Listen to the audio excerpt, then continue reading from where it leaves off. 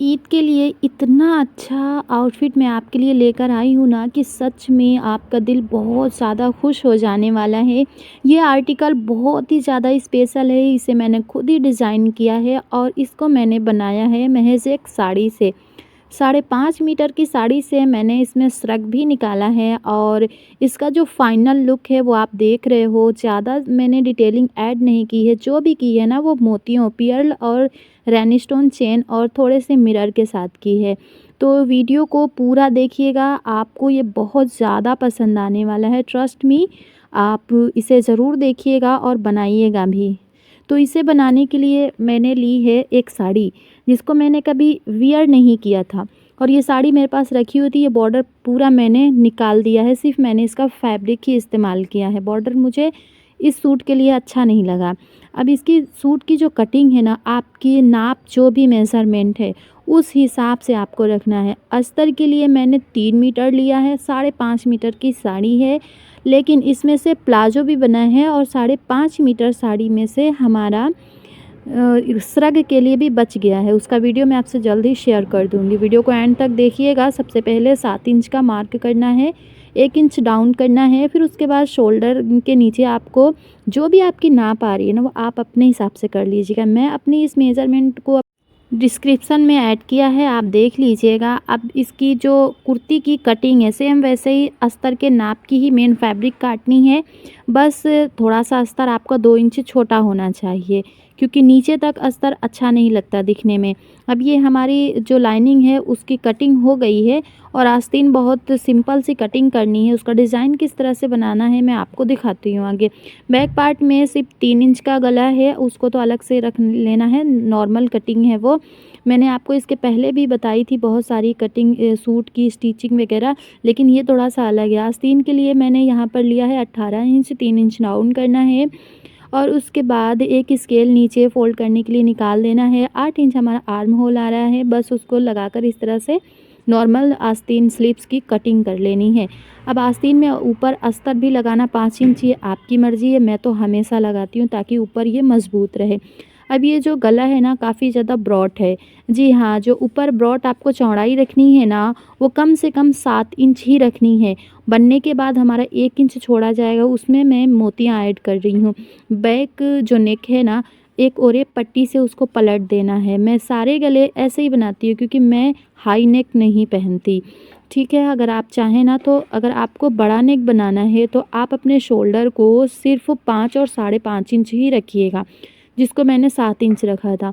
इस तरह से शोल्डर के कपड़े को भी इसमें फ़ोल्ड कर देना है ताकि जब हम इसमें मोतियाँ ऐड करेंगे ना तो ये बाहर की तरफ आएगा नहीं, और आएगा ना तो फिनिशिंग के साथ दिखेगा।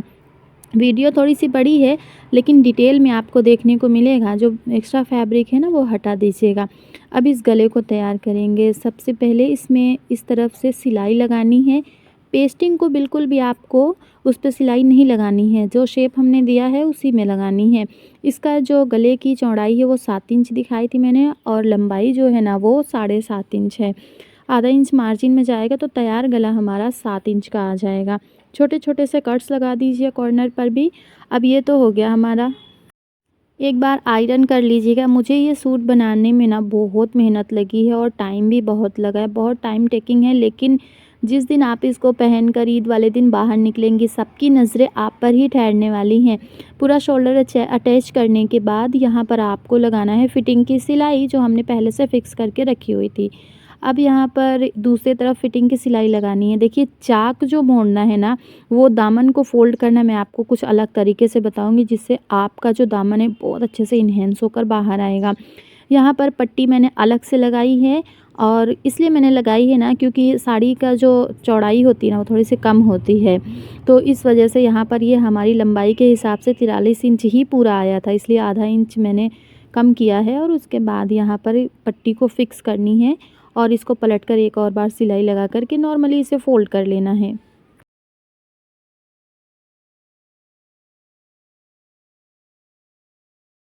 फ्रंट और बैक दामन फ़ोल्ड करने के बाद देखें आप, ये जो आपको सिलाई लगानी है ना, कच्ची लगानी है और 1 इंच दामन को फ़ोल्ड करना है, यानी चौक चौक को फ़ोल्ड करना है, सॉरी दामन नहीं।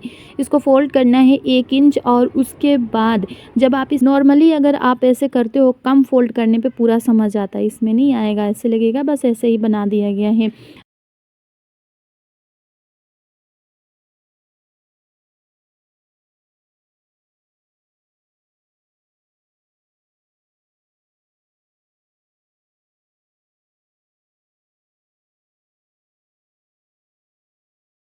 अब आस्तीन का डिज़ाइन मैं आपको बता रही हूँ। इसकी जो लंबाई है वो 5.5 इंच है, और जो ब्रॉड रखा है ना हमने वो 4 इंच रखा है।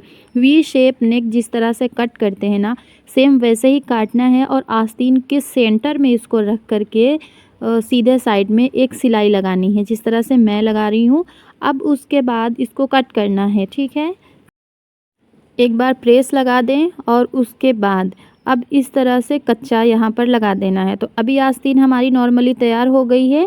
अब इस आस्तीन को हम अटैच कर देंगे। दूसरी वाली स्लीव्स सेम वैसे ही तैयार करनी है जैसे हमने पहले वाली की थी। तैयार करने के बाद 1-1 इंच का यहाँ पर निशान लगाना है आस्तीन में, और उसके बाद इसी बीच में आधा इंच की और एक निशान लगाना है, ठीक है? मार्क करने के बाद धागे को इस तरह से फिल करना है। अब कुछ मोतियाँ मैंने ली हैं, देखें इस तरह की मोती मैंने ये मीशो से ऑर्डर किया था। लिंक चाहिएगा ना तो कमेंट में आप लिंक टाइप कर दीजिएगा। अब पहले वाले पर जितना आ रहा है ना उतना ही लगाना है हमें, यानी कि 4 मोतियाँ पहले फ़िक्स की हैं मैंने। अब देखिए इस ग्लव्स के साथ ना मेरे ग्लव्स भी साथ में सिल जाते हैं, तो आपको पता है मैंने पहला वाला बता दिया ना, तो बाकी जितने हैं ना उन सबको भी हमें इसी तरह से टक करना है, और इस तरह से इसको हम बनाकर तैयार कर लेंगे। अभी देखें आप, एक तैयार हो गया। अब दूसरा वाला जब टाँका लगाए ना 2-3 बार यहाँ पर आप इस धागे को फ़िक्स कर दीजिएगा। अब इसमें मैंने छोटा वाला लिया हुआ है, कट बीड्स आते हैं ना वो ले सकते हैं, या फिर सीड बीड्स आते हैं वो ले सकते हैं, ये मर्ज़ी आपकी है। लेकिन मैंने सीड्स बीड्स और साथ में ये वाली मोतियाँ ऐड की हैं ना, तो वो बहुत अच्छी लग रही है देखने में, क्योंकि एक थोड़ा-सा मोटा है और एक थोड़ी-सी पतली है। तो देखें आप, इस तरह से मैंने 5 लेयर्स लगाई हैं। अब इन्हीं 5 लेयर्स में 5 लेयर्स और ऐड करनी है, वो हमारी सीड्स बीड्स होंगी। तो वो भी मैं आपको भी ऐसे मतलब इस तरह से ही लगानी है। बहुत प्यारी आस्तीन लग रही थी। मैंने अपना व्हाट्सएप स्टेटस पे इसको शेयर किया था। सच में जो भी मुझे जानते हैं ना, ये वाला इसमें तो मुझे बहुत सारे लाइक्स मिले थे। तो ये तैयार हो गया। अभी मैं आपको दिखाती हूँ उसका फाइनल लुक। फाइनल लुक आस्तीन का यही है, लेकिन इसमें जो ऐड करना है वो रेन स्टोन चेन है, और इसको मैंने B7000 ग्लू से इसको फिक्स कर दिया है। अच्छा ग्लू है ये, और इसको आप वॉश करेंगे भी ना तो जल्दी ये निकलने वाला नहीं है। तो आस्तीन हमारी तैयार हो गई है। अभी हम नेक को किस तरह से बनाना है वो दिखाते हैं।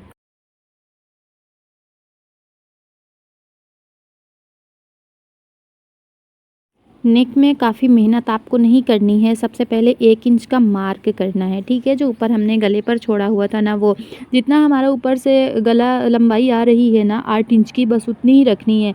बस उसके बाद ये 2 मोतियाँ इसमें फ़िक्स कर देनी है। अब दामन देख लीजिए आप। अब दामन को बनाने के लिए 2-2 इंच पर आपको मार्क करना है। अब आप चाहें ना तो इसको आप इसका जो चौड़ाई है ज़्यादा भी रख सकते हैं, कम भी, लेकिन 2 इंच सबसे ज़्यादा परफेक्ट दामन बना था, और इसका दामन बहुत प्यारा लग रहा था। और इसमें आपको ना सुई में वही वाला धागा डालना है जो हमारे कपड़े के कलर का है, वो न मत फ़िक्स करिएगा जिस कलर की मोतियाँ हैं हमारी। बस इसी तरह से मोतियों को भी फ़िक्स करना है। देखें आप, इस तरह से मैंने 15 से 16 मोतियाँ ली थी, और सारी मोतियों को मैंने सेम ही सब में गिन कर मैंने काउंट करके डाला था। अगर आप एक कम और ज़्यादा कर दोगे ना तो उसकी वजह से कोई बड़ा हो जाएगा, कोई छोटा हो जाएगा, तो हैंग करने पे अच्छा नहीं दिखता है।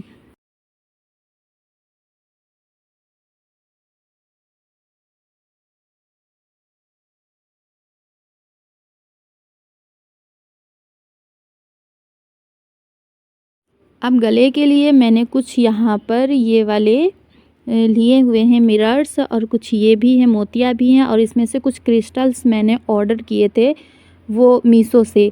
तो वो काफ़ी टाइम से मेरे पास रखा हुआ था। तो ठीक है, गला हमारा रेडी हो चुका है।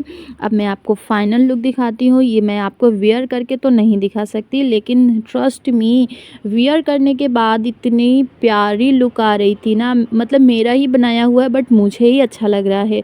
और सबसे बेस्ट इसका जो पार्ट है ना, वो ब्लैक का कॉम्बिनेशन इन मोतियों पर्ल के साथ बहुत अच्छा लग रहा है। ये आस्तीन मैंने इंस्टाग्राम पे देखी थी, लेकिन वो थोड़ी-सी अलग थी, बट उससे थोड़ा-सा इंस्पायर्ड होकर मैंने इसको बनाया। देखें दामन कितना अच्छा आ रहा है ना, तो देखो इस तरह से दामन तैयार हुआ है। और ईद पे अगर आपने इसको बना लिया ना गाइस, सच में आप सब लोगों की नज़रें आप पर ही ठहरने वाली हैं। इसका लुक इस तरह से मैंने पूरा कंप्लीट किया था। ये मेरा फेवरेट ईयररिंग है और ये सिल्वर की हमारी ब्रेसलेट है। अब कैसी लगी ये वीडियो आपको मुझे कमेंट में ज़रूर बताइएगा। जो भी चीज़ें मैं आपको दिखा रही हूँ ना, ये सारी मेरी फ़ेवरेट चीज़ें हैं और मैं बहुत कम इस तरह से तैयार होकर बाहर निकलती, क्योंकि हिजाब मेरा फ़ेवरेट है। अब ये फाइनल लुक हमारा है। और जो प्लाज़ो है ना, बस प्लाज़ो भी इसी तरह से, प्लाज़ो ही मैं आपको दिखा रही हूँ। उसका वीडियो मैं आपसे जल्द ही शेयर कर दूँगी। वीडियो काफ़ी बड़ी हो गई थी, डिटेल्ड है ना, इसलिए तो मैंने प्लाज़ो आपको नहीं बताया। लाइनिंग वाला प्लाज़ो कैसे सिलना है मैंने आपको लास्ट वीडियो में बताया था, जाकर चेक कर लीजिएगा। एंड स्क्रीन पर आपको दूसरा भी ड्रेस मिल जाएगा देखने को। बस आप मुझे अपना फीडबैक ज़रूर दीजिएगा। अगर आपको मेरे डिज़ाइंस पसंद आते हैं ना, तो फ्रेंड्स और फैमिली में ज़रूर शेयर करिएगा। और फिर मिलेंगे हम आपसे नेक्स्ट वीडियो में। Thanks for watching. ख्याल रखें आपका।